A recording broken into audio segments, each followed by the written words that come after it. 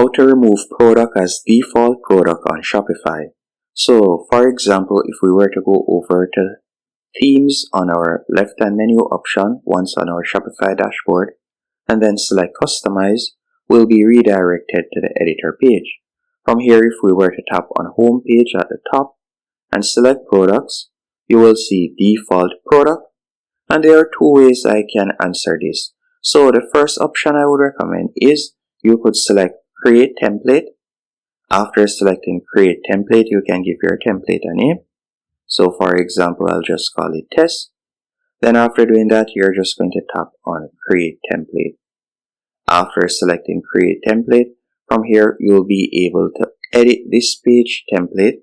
So for example's sake, we can simply tap on any section. Let's say I want to add something right here.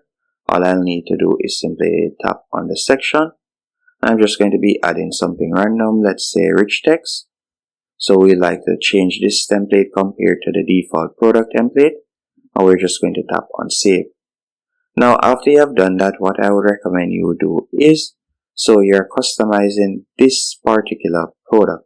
So you like this product template to be different compared to the others.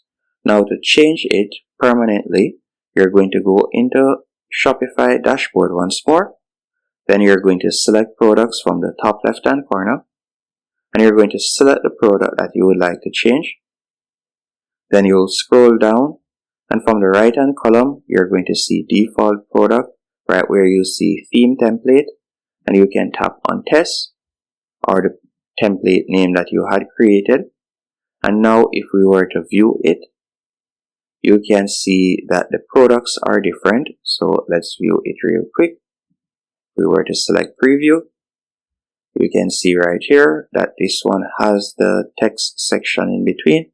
And if we were to go to the other product, so let's go to the other product real quick, you can see that it has the default product template. So that's how you'll be able to customize it.